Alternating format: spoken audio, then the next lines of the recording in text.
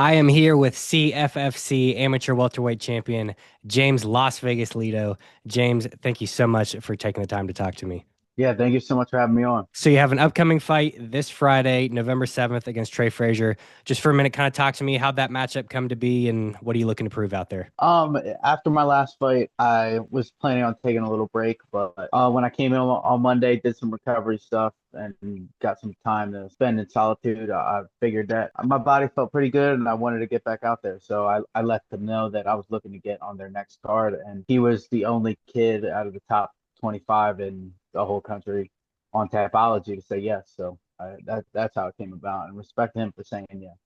Yeah, respect to him. And I mean, it's a big challenge, right? Trey Frazier, undefeated, 8-0. Watching a lot of tape on him, he's a very like calculated striker. He likes to take his time, slow down fights, and look for the finish. With that being known, are you looking to go out there and strike with him? Do you want to wrestle him? Any kind of game plan going into here? No game plan really. Just go out there and let it happen. I mean, I'm very confident in my skill set and the things that I work on, and I'm very confident that they're going to be out there. And once they land and once things start going, I just think that it's going to be too overwhelming for him.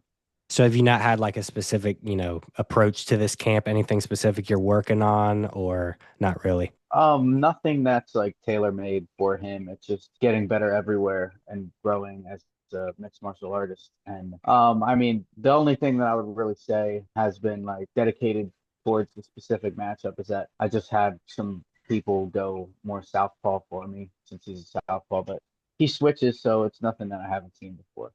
100%. Something that's always impressed me, coming from your wrestling time at Pitt, is your takedown entries. A lot of times when we see D1 wrestlers come over to the sport MMA, they can sometimes struggle with that, where they're getting lit up with shots on the outside. They come in, they're getting hit with knees and elbows. How did you adjust to takedowns coming from a wrestling standpoint to MMA? I just understood pretty immediately that it's a completely different sport to actually get in and finish. Like many wrestlers have an easy time finishing once they get in, but like you were saying, there's so many more weapons and more consequences to actually get in, and it's a completely different sport to close that distance and get in. And I think I understood that pretty immediately, and just the way that I wrestle flows pretty well with the punches because I do a lot of upper body attacks and use those to get to lower body attacks, and it flows very well together. But that being said, that was a large part of what I worked on for a very long time. So I've gotten better at just that. You make it very clear in your post-fight interviews and your social media and your performances in the cage that you're a very game and ready fighter for anybody. Just talk to me for a moment. Where does that like heart come from and that fighting spirit that you have? I just believe in myself. I just believe that I believe in where I'm going. I believe in the work that I put in. I believe in my journey. I believe in my reason why I do this. And I just think that no matter how I'm going to feel, like things are going to happen. So I might as well have a good time doing them. And I try to do everything in a way that is memorable for me and fun for me and worth it to me because things are going to happen anyway. And it just so happens that that avenue has been through fighting, and I love fighting. And I'm just doing my best at it. And I think all the promotional and performance stuff they go hand in hand, and I do my best at all of it. There isn't one aspect of any of this that I try to focus on. I really try to do my best at everything, and that includes like being able to let my walls down and show my personality and the post fight stuff, and like being able to not care about anything else other than doing my best, like in the cage, like not being scared to lose, not being scared of anything coming back my way, but being able to let go of the outcomes because I think that one of my biggest strengths is that I can be free out there and I can let myself flow. And the circumstances, I've become indifferent to circumstances. And I'm going to do what I do no matter what. So I think that's just the fruition of what I believe in. You talk about being memorable and like opening yourself up out there in the sport of MMA. Has there been a big shining moment for you so far in your career that you could point to and say, this is what I'm talking about? I think my first fight back after losing in this past April 26th, 2025. I just believe that before that, I had just been coming off a wrestling season at Lock Haven when I took a big chance transferring schools and it just didn't really go how I wanted it to go. And I knew that fighting was going to be my path, and I just figured like I'm sick of biting my tongue and holding back because I care about what other people think, and I'm just going to do what I do to the best of my ability, 100%, and like I'm not going to hold back anything. And I think that the performance, the mindset, and even the post fight stuff like that's where I can really remember that was like the first time I really got to be something that I have no regrets about. Like there was no part of me that was like I should have done more, any of that. And it felt very good to do that, and I've just been making sure that I stay true to that since then. That's great to hear. I feel the same way about martial arts. When you fought Clay Bow, going into that fight, he had 5 wins via submission. He's a purple belt in jiu-jitsu. He's a very talented submission grappler.